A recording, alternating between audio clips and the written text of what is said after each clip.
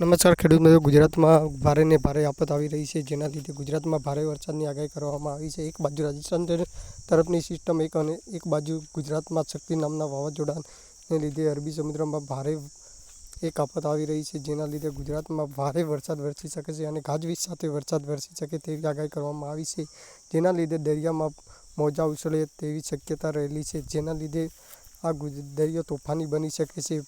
પવનના વેગથી ભારે વરસાદ વરસી રહ્યો છે.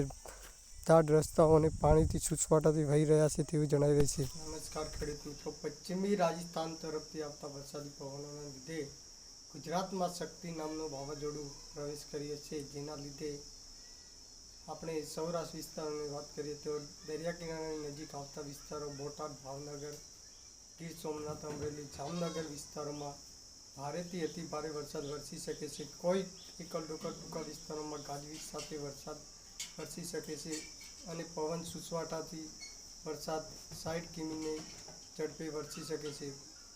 આપણે દક્ષિણ ગુજરાતની વાત કરીએ તો સુરત, નવસારી, ભરૂચ,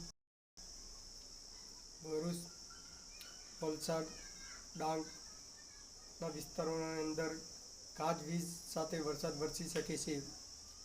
આ ઉપરાંત મધ્ય ગુજરાતની વાત કરીએ તો અમદાવાદ, આણંદ, ખેડા, દાહોદ, પંચમહાલ, ગોધરા આજુબાજુના વિસ્તારોમાં ભારેથી ગાજવીજ સાથે વરસાદ વરસી શકે છે.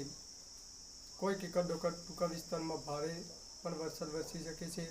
આપણે ઉત્તર ગુજરાતની વાત કરીએ તો બનાસકાંઠા, સાબરકાંઠા, ગાંધીનગર, અરવલ્લી, મહેસાણા, પાટણ વિસ્તારોમાં ભારેથી અતિ ભારે વરસાદની આગાહી કરવામાં આવી છે. ખાસ કરીને રાજસ્થાન નજીક આવેલા વિસ્તારો અંબાજી, દાંતા,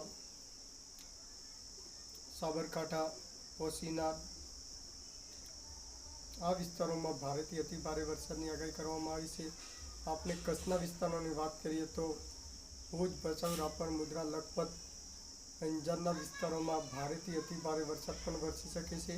કોઈક ટૂંકા વિસ્તારમાં હળવો પણ વરસાદ વરસી શકે છે.